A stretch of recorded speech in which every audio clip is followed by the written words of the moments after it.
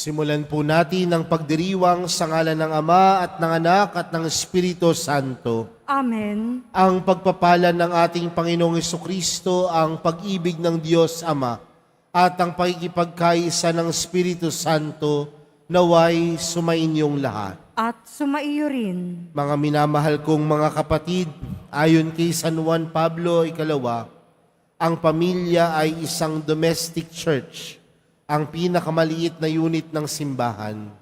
Dito dapat unang nararanasan ng pag-ibig at pagkalinga. Ang mga magulang ang unang larawan natin ng pag-ibig ng Diyos, sapagkat ang Diyos ang nagpapabanal sa isang pamilya. Tinuturuan ni Jesus sa ating ebanghelyo ang mga mag-asawa na magmahalan at manatiling tapat sa isa't isa. At upang tayo po ay maging karapat-dapat gumanap sa banal na pagdiriwang na ito, alalahanin po natin ang ating mga pagkukulang at nagawang pagkakasala at buong kababaang loob tayong humiling ng awa at pagpapatawad mula sa Diyos. Inaamin ko sa makapangyarihang Diyos at sa inyo mga kapatid na lubha akong nagkasala sa isip, sa salita at sa gawa, at sa aking pagkukulang, kaya isinasamo ko sa mahal na Birheng Maria, sa lahat ng mga anghel at mga banal, at sa inyo mga kapatid, na ako'y ipanalangin sa Panginoong ating Diyos. Kaawaan tayo ng makapangyarihang Diyos, patawarin tayo sa ating mga kasalanan, at patnubayan tayo sa buhay na walang hanggan. Amen. Panginoon, kaawaan mo kami. Panginoon, kaawaan mo kami. Kristo, kaawaan mo kami. Kristo, kaawaan mo kami. Panginoon, kaawaan mo kami. Panginoon, kaawaan mo kami.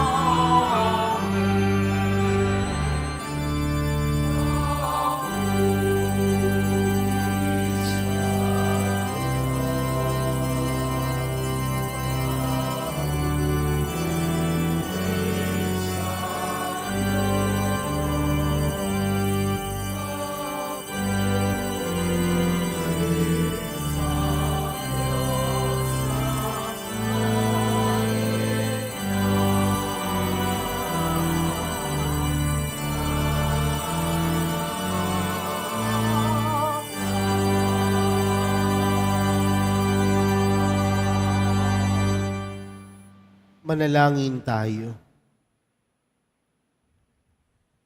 Ama naming makapangyarihan, ang iyong dakilang pagkamawain ay nangingibabaw sa aming ginagawang kabutihan at idinadaing ng mga kahilingan. Ang kagandahang loob mo sa amin ay gawin mong mag-umapaw upang ang kasalanang ipinangangambang ihingi ng kapatawaran ng budhi naming takot na ikaw ay lapitan, ay iyong patawarin ng lubusan, at ang pinag-aalangan naming hilingin sa pagdarasal ay iyong pagbigyang aming makamtan. Sa pamamagitan ni Jesucristo, kasama ng Espiritu Santo, magpa sa walang hanggan. Magsiupo muna po ang lahat. Pagbasa mula sa aklat ng Henesis. Sinabi ng Panginoong Diyos, hindi mainam na mag-isa ang tao. Bibigyan ko siya ng makakasama at makakatulong. Kaya lumikha siya ng mga hayop sa parang at ibon sa himpapawid. Inilapit sa tao at ipinubaya dito ang pagbibigay ng pangalan sa mga iyon. Kung ano ang kanyang itawag, iyon ang magiging pangalan nila. Ang tao nga ang nagbigay ng pangalan sa lahat ng ibon at mga hayop, maging maamo o mailap. Ngunit wala isa man sa mga ito ang angkop na nakasama at nakatulong niya. Kaya't pinatulog ng Panginoon ang tao, samantalang nahihimbing, kinuha niya ang isang tadyang nito at pinaghilom ang laman sa tapat niyon. Ang tadyang na iyo'y ginawa niyang isang babae at inilapit sa lalaki. Sinabi ng lalaki, sa wakas, narito ang isang tulad ko, laman ng aking laman, buto ng aking buto, babae ang siyang itatawag sa kanya, sapagkat sa lalaki nagmula siya. Ito ang dahilan kaya iniiwan ng lalaki ang kanyang ama at ina upang sumama sa kanyang asawa, sapagkat sila'y nagiging isa. Ang salita ng Diyos. Salamat sa Diyos.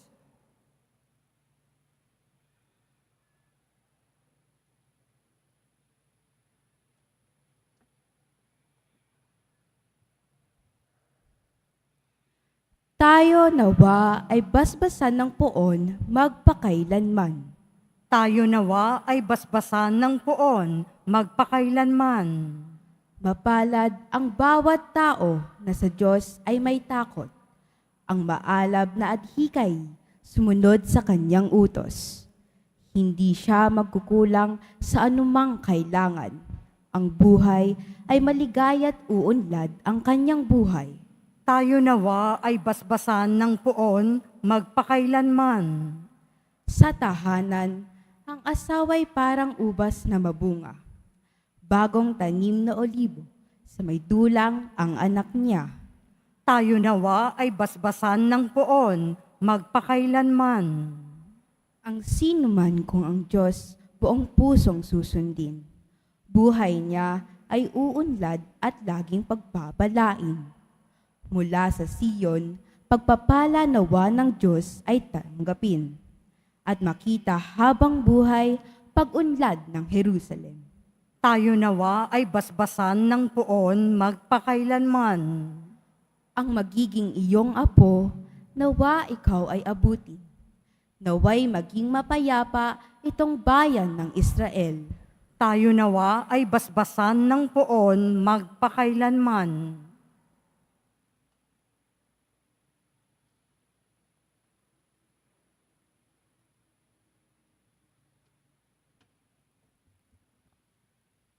Pagbasa mula sa sulat sa mga Hebreo. Mga kapatid, alam nating si Jesus, bagamat sandaling panahong pinababa kaysa mga anghel, ay binigyan ng karangalan at kadakilaan dahil sa kanyang pagkamatay. Dahil sa pag-ibig ng Diyos, niloob niya na si Jesus ay magbigay sa ating lahat.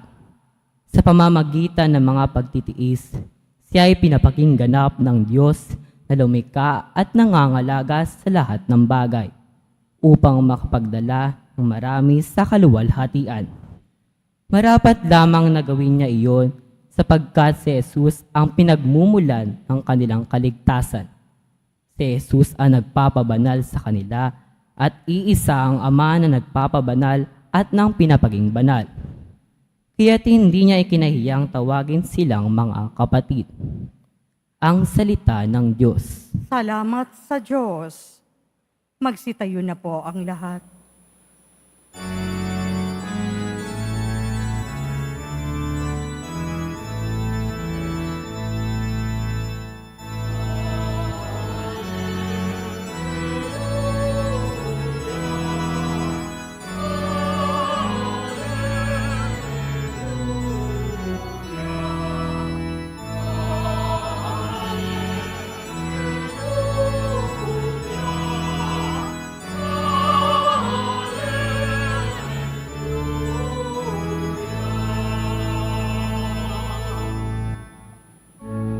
Sa pagmamahalan natin, ang Diyos ay ating kapiling, pag-ibig niya'y lulubusin.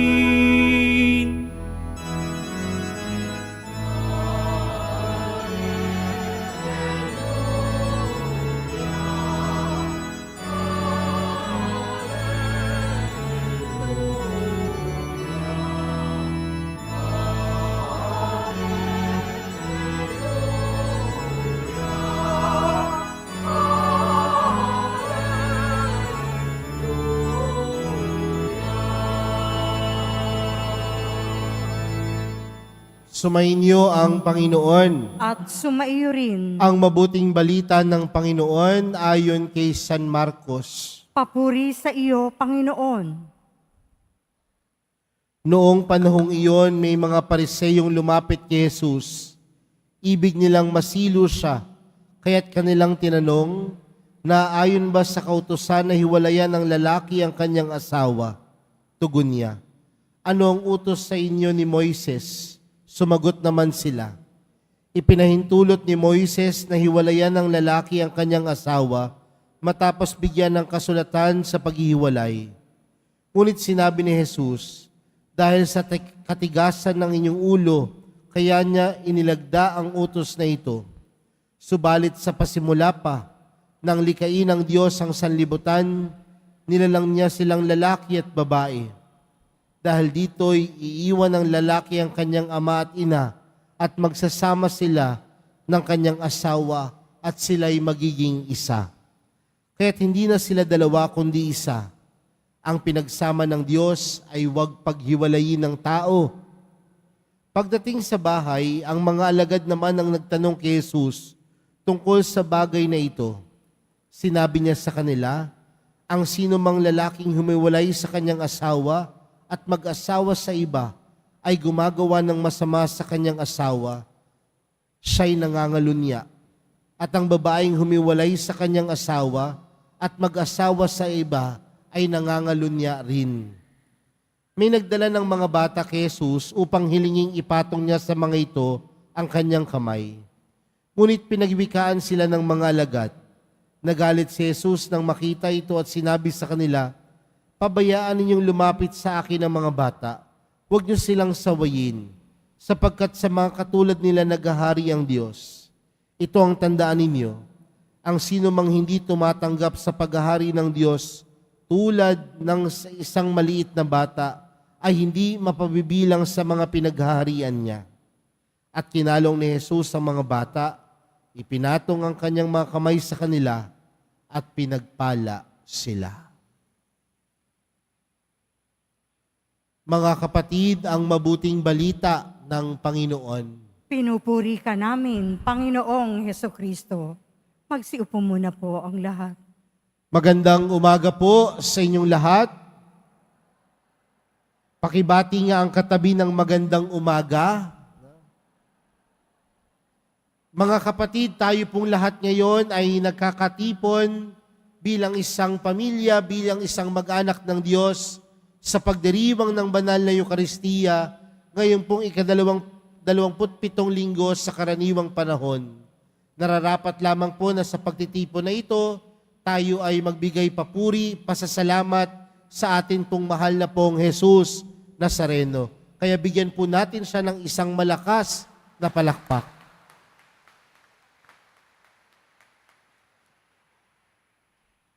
Mga kapatid, kung napakinggan po natin maigi ang ating mga pagbasa para sa araw na ito po ay nagpapatungkol sa Diyos bilang tagapaglikha ng pamilya at ng isang relasyon.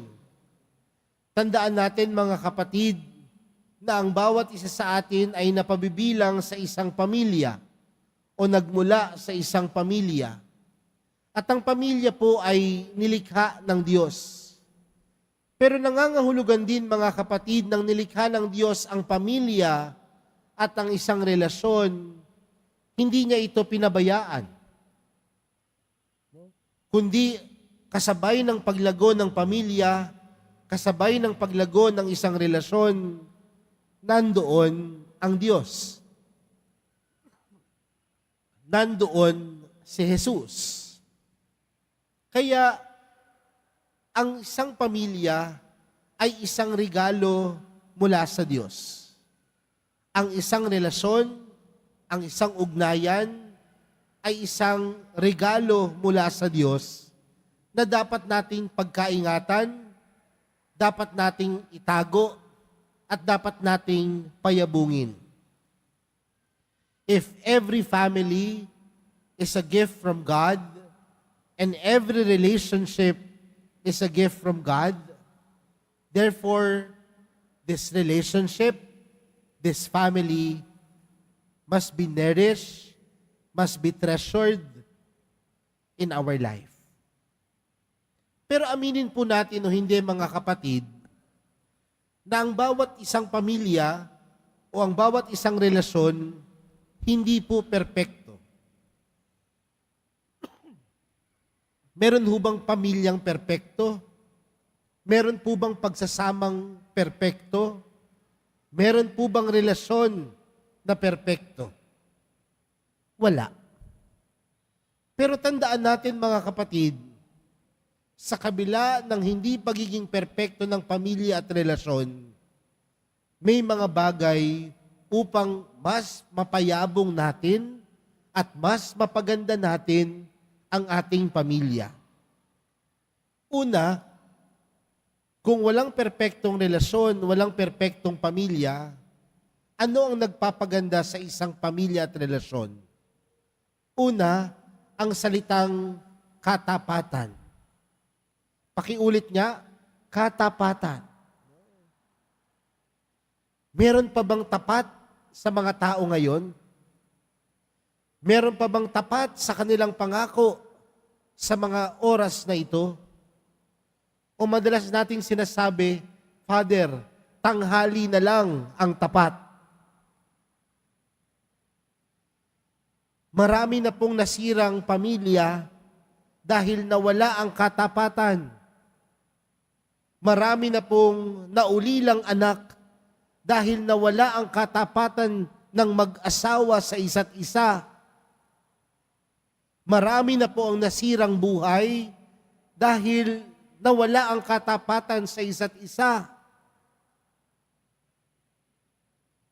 Ang mag-asawa, ang isang relasyon, humaharap sa Diyos at nangangakong magsasama sa hirap at ginhawa, sa lungkot at saya hanggang sa dulo ng inyong buhay. Pero aminin po natin o hindi, may mga pagkakataon na kapag ang pagsasama, ang isang relasyon o ang isang pamilya humarap sa pagsubok, humarap sa hirap, humarap sa sakit, napakabilis nating umayaw.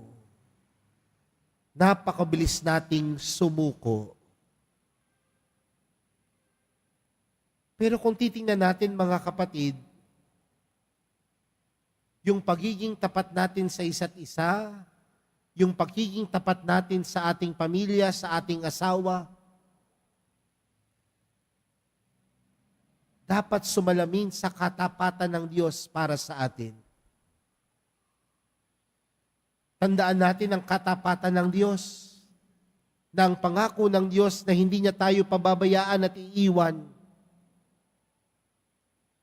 Pero ilang beses nating saktan ng Diyos, ilang beses man nating pahirapan ng Diyos, ilang beses man tayong magkasala kay Jesus, tapat siya sa atin. Kaya mga kapatid, isang sekreto sa isang masayang pagsasama, sa isang masayang pamilya, ay ang pagiging tapat sa isa't isa. Sabihan mo nga yung katabi mo, maging tapat ka.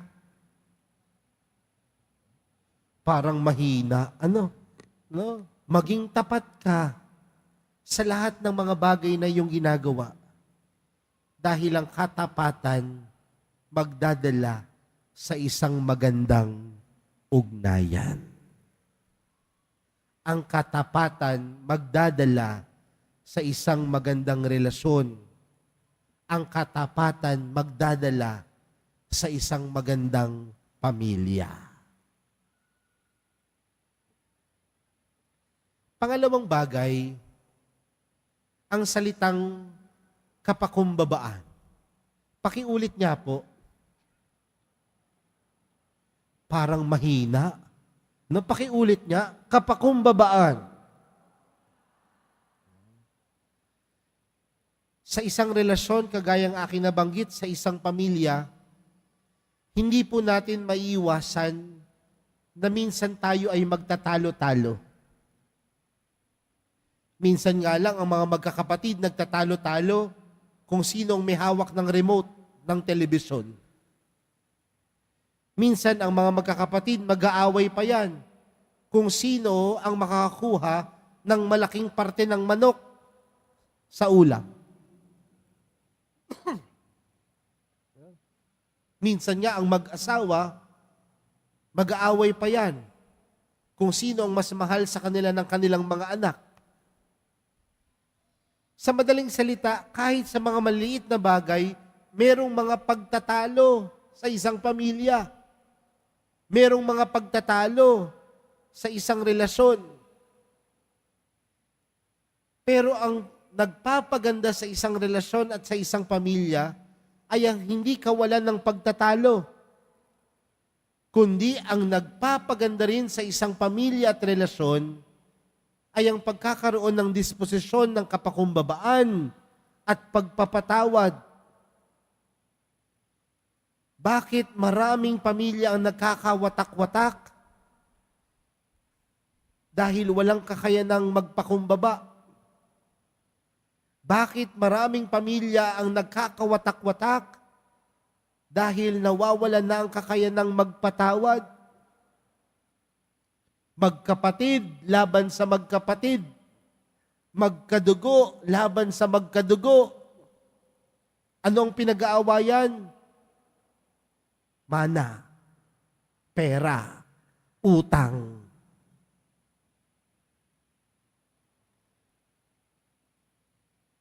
Pero mga kapatid, ang kapakumbabaan mahalaga.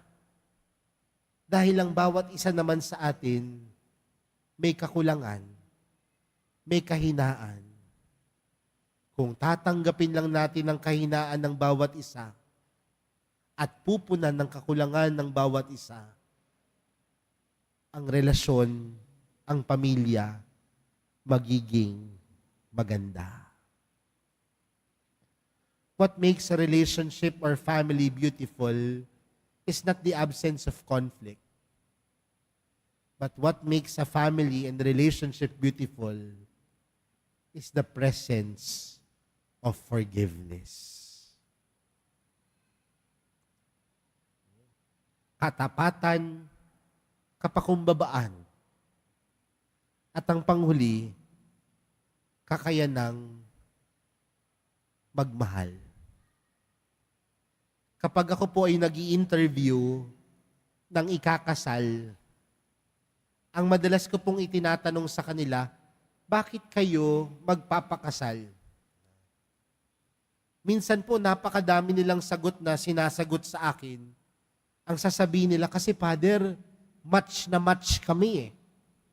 Parehas kami ng hilig, parehas kami ng gusto, parehas kami ng ginagawa. Kaya paulit-ulit ko rin tinatanong, bakit kayo magpapakasal? Bakit ba nagpapakasal ang isang lalaki at ang isang babae? Di ba dahil sa pagmamahal? Kaya nga minsan meron akong muntik hindi kasal. Dahil hindi nila mabanggit na mahal nila ang isa't isa. Pero kung ang pagsasama ay nakaugat sa pagmamahal, anong klaseng pagmamahal? Ang klase ng pagmamahal dapat na meron sa isang relasyon at sa isang pamilya ay ang pagmamahal ng Diyos sa atin. At ano ang pagklase ng pagmamahal ng Diyos sa atin? Ibinigay ng Diyos ang kanyang nag-iisang anak. At yung kanyang nag-iisang anak bilang Diyos, ibinigay ang buhay.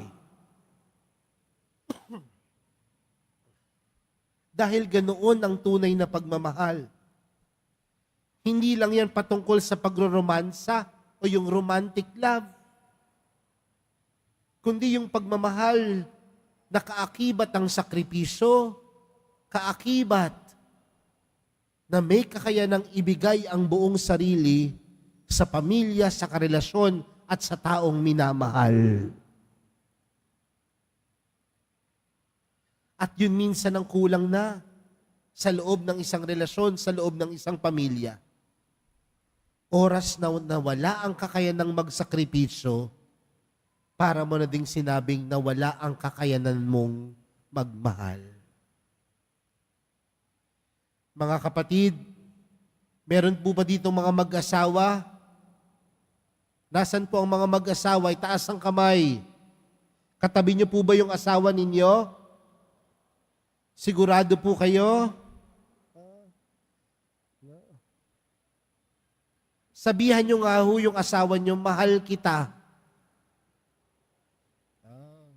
Ba't parang diring-diri yung iba? Ano? Sabihin mo, mahal kita. Anong sagot? Tanungin niyo ulit, mahal mo ba ako? Anong sagot? Oo ba? Oo. Tanungin mo, pwede ka bang mamatay para sa akin? Tanungin mo ulit. Anong sagot? Mauna ka? Hindi, di ba? Kasi kung ganun ang sagot na mauna ka, baka mali ang pagmamahal o hindi pagmamahal. Sa pamilya, ang mga magulang handang gawin ang lahat para sa kanyang pamilya. Kaya nga, marami tayong mga OFWs. Pumupunta sa iba't ibang bansa. Mahirap yun. Masakit para sa kanila. Pero bakit nila napaglalagpasan? Dahil sa pagmamahal sa kanilang pamilya. Mga anak, kayo mga estudyante ng Nazarene Catholic School, huwag niyo ko ipahiya. Mahal niyo ba ang magulang ninyo? Mabuti naman. Pero wag niyo lang sabihin mahal ninyo ang magulang ninyo, kundi ipakita ninyo sa mga sakripisyong ginagawa ninyo sa pag-aaral ng mabuti. Ano ang nagpapatibay sa isang magandang pamilya at relasyon? Katapatan, kapakumbabaan, at kakayanang magmahal. Sa misang ito, mga kapatid, ipagdasal natin ang ating mga sariling pamilya, ang ating mga magulang, ang ating mga kaibigang may pamilya at may hinaharap na pagsubok sa kanilang ugnayan at relasyon sa isa't isa. Nawa sa tulong ng mahal na pong Jesus Nazareno, mapagtibay ang kanilang ugnayan, ang kanilang pamilya, sa kakayanan nilang maging tapat, magkaroon ng kakayanang magpakumbaba, at higit sa lahat, maging mapagmahal, kagaya ng pagmamahal ng Diyos para sa isa't isa. Amen. Magsitayo na po ang lahat. Sumasampalataya ako sa Diyos amang makapangyarihan sa lahat, na may gawa ng langit at lupa. Sumasampalataya ako kay Jesucristo, iisang anak ng Diyos, Panginoon nating lahat, nagkatawang tao sa lalang ng Espiritu Santo, ipinanganak ni Santa Mariang Birhen, pinagpakasakit ni Poncio Pilato, pinako sa krus na Namatay, inilibing. nanaog sa kinaroroonan ng mga yumao, nang may katlong araw na buhay ng maguli. Umakyat sa langit, naluklok sa kanan ng Diyos amang makapangyarihan sa lahat. Doon magmumulang paririto at hukom sa nangabubuhay at nangamatay na tao. Sumasampalataya naman ako sa Diyos Espiritu Santo, sa banal na simbahang katolika, sa kapatawaran ng mga kasalanan, sa pagkabuhay ng muli ng nangamatay na tao, at sa buhay na walang hanggan. Mga minamahal kong mga kapatid, sa pag-ibig, tayo'y nilikha ng Ama. Sa parehong pag-ibig, tayo'y pinagbubuklod. Dumulog tayo sa kanyang mapagpalang pag-ibig na hindi magmamaliw. Ang ating panalangin, Panginoon, dinggin mo kami. Panginoon, dinggin mo kami.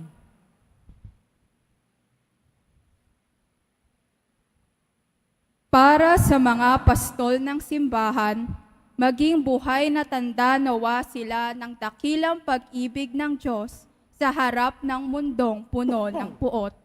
Manalangin tayo. Panginoon, dinggin mo kami.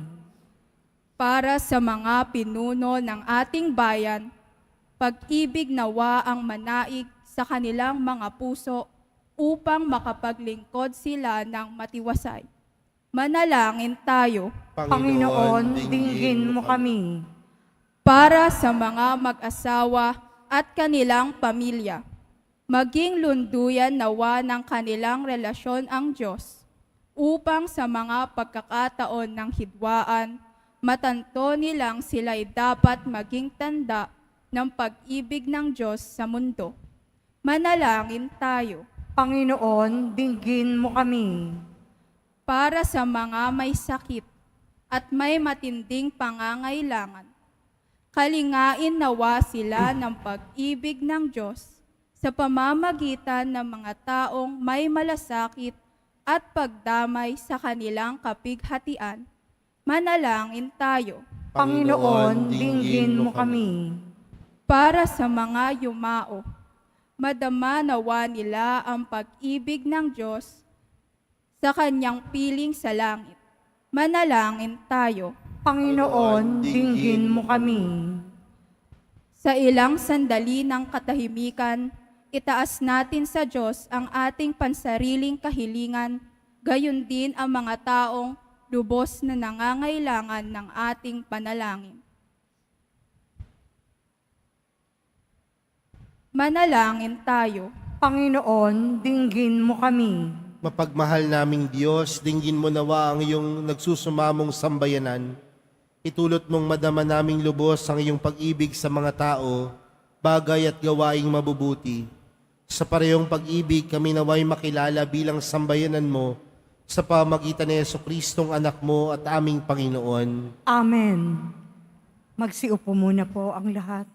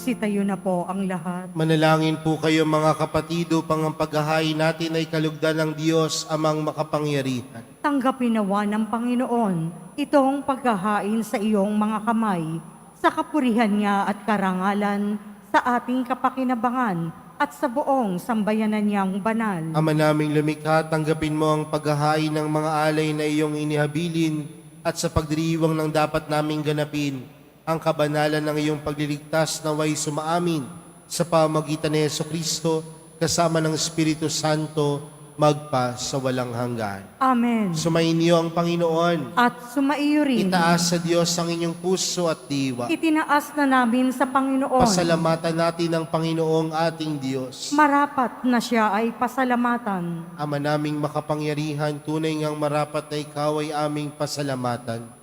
Kahit na ikaw ay pinagtaksilan ng sangkatauhan, ikaw ay patuloy pa rin sa iyong pagmamahal.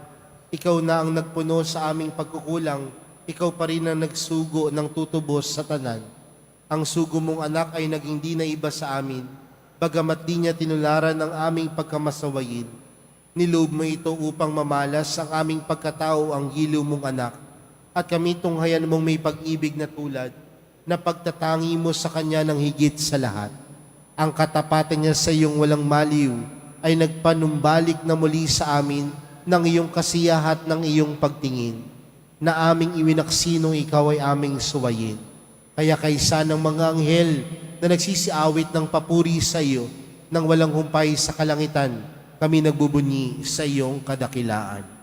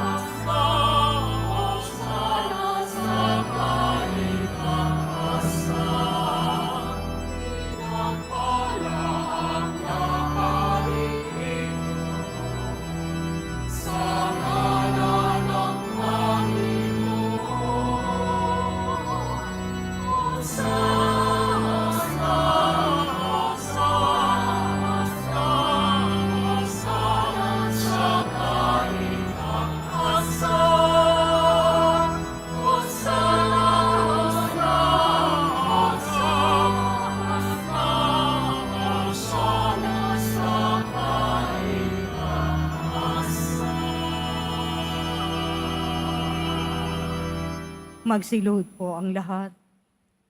Ama naming banal, ikaw ang bukal ng tanang kabanalan.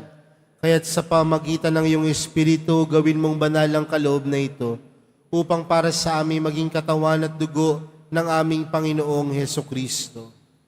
Bago niya pinagtiis ang kusang loob na maging handog, hinawakan niya ang tinapay, pinasalamatan kanya, pinaghati-hati niya iyon, iniabot sa kanyang mga alagad at sinabi, "Tanggapin ninyong lahat ito at kanin. Ito ang aking katawan na ihahandog para sa inyo."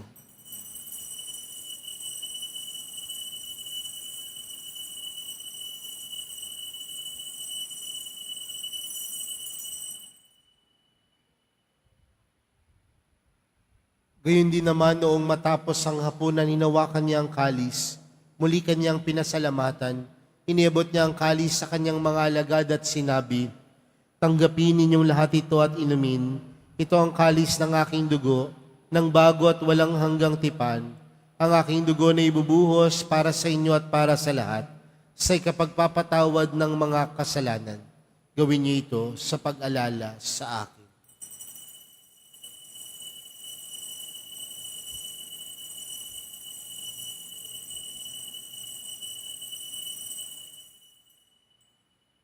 Magsitayo na po ang lahat.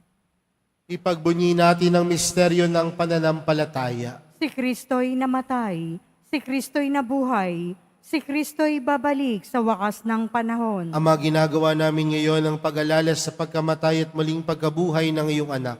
Kaya't inaalay namin sa iyo ang tinapay na nagbibigay buhay at ang kalis na nagkakaloob ng kaligtasan. Kami nagpapasalamat dahil kami iyong minarapat na tumayo sa harap mo para maglingkod sa iyo. Isinasamo namin kaming magsasalo-salo sa katawan at dugo ni Kristo ay mabuklod sa pagkakaisa sa pamamagitan ng Espiritu Santo. Ama, lingapin mo ang iyong simbahang laganap sa buong daigdig. Puspusin mo kami sa pag-ibig kay San Francisco na aming Papa at ni Jose na aming Obispo at ng Tanang Kaparian. Alalahanin mo rin ang mga kapatid naming nahimlay nang may pag-asang sila'y muling mabubuhay, gayon din ang lahat ng mga pumanaw. Kaawaan mo sila at patuloyin sa iyong kaliwanagan. Kaawaan mo at pagindapatin kaming lahat na makasalo sa iyong buhay na walang wakas. Kaysa ng mahal na Berheng Maria na ina ng Diyos, ng kabiyak ng puso niyang si San Jose, kaysa ng mga apostol at ng lahat ng mga banal na namuhay dito sa daigdig ng kalugod-lugod sa iyo, may pagdiwang nawa namin ang pagpupuri sa ikararangal mo sa pamagitan ng iyong anak na aming Panginoong Hesukristo. Sa pamagitan ni Kristo, kasama niya at sa Kanya, ang lahat ng parangal at papuri ay sa iyo, Diyos amang makapangyarihan, kasama ng Espiritu Santo, magpa sa walang hanggan.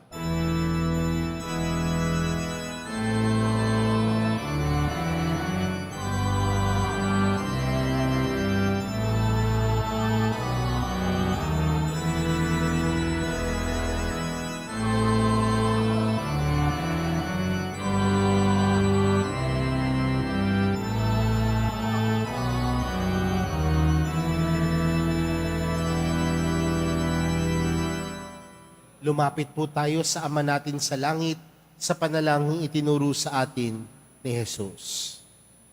Ama namin, Sumasalangit ka, sambahin ang ngalan mo, mapasa amin ang kaharian mo, sundin ang loob mo dito sa lupa para nang sa langit.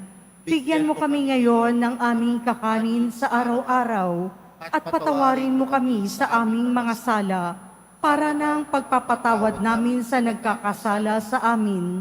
At huwag mo kami ipahintulot sa tukso at iadya mo kami sa lahat ng masama. hinihiling po namin kami adya sa lahat ng masama, pagkalooban ng kapayapaan araw-araw, iligtas sa kasalanan at ilayo sa lahat ng kapahamakan, samantalang aming pinananabikan ang dakilang araw ng pagkapahayag ng tagapagligtas naming si Hesukristo.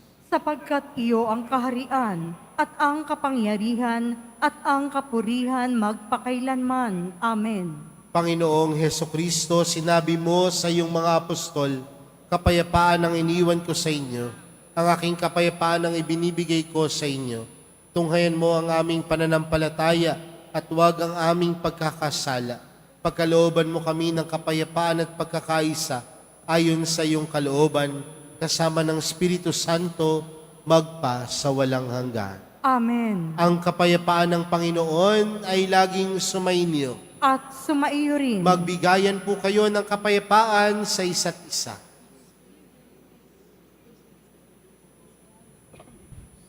Kordero ng Diyos na nag-aalis ng mga kasalanan ng sanlibutan, maawa ka sa amin. Kordero ng Diyos na nag-aalis ng mga kasalanan ng sanlibutan, maawa ka sa amin. Kordero ng Diyos na nag-aalis ng mga kasalanan ng sanlibutan, ipagkaloob mo sa amin ang kapayapaan. Magsiluhod po ang lahat.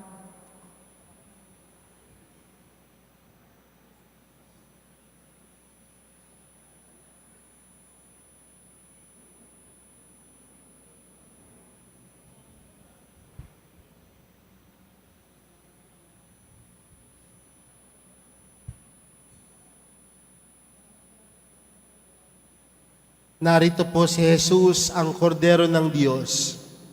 Siyang nag-aalis ng kasalanan ng sanlibutan. Mapalad ang mga inaanyayahan sa kanyang piging. Panginoon, hindi ako karapat-dapat na magpatuloy sa iyo, ngunit sa isang salita mo lamang ay gagaling na ako.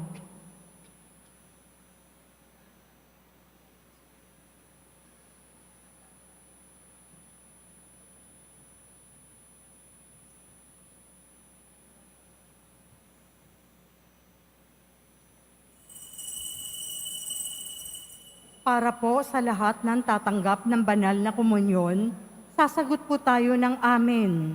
Pagkasabi ng pari o ng lay minister ng katawan ni Kristo at isubo agad sa bibig bago umalis sa harapan ng pari o lay minister. Sumunod po tayo.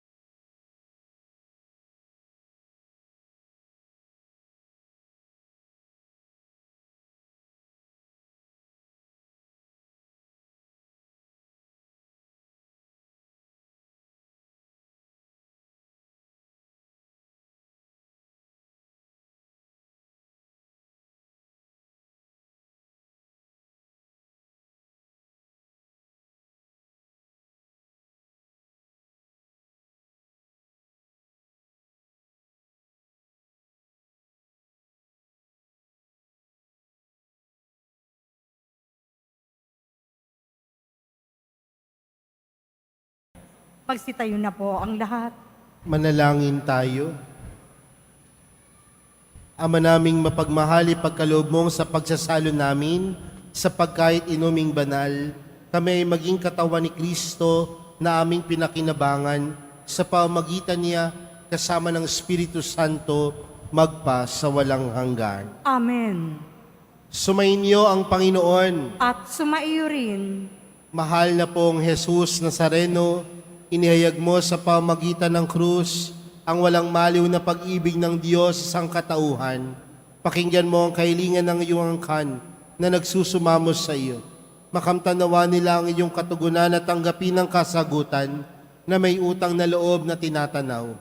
Basbasan din po ninyo ang mga dala-dala nilang imahen at dasalan. Sa pamagitan ng bendisyon na ito, naway maalala nilang pangako nila noon sa midyag, na ikaw ay kanilang iibigin at paglilingkuran bilang Panginoon, magpa sa walang hanggan. Amen. At pagpalain po kayong lahat ng makapangyarihang Diyos, Ama, Anak, at ng Espiritu Santo. Amen. Humayo po kayong taglayang kapayapaan ng Poong Jesus Nazareno. Salamat sa Diyos.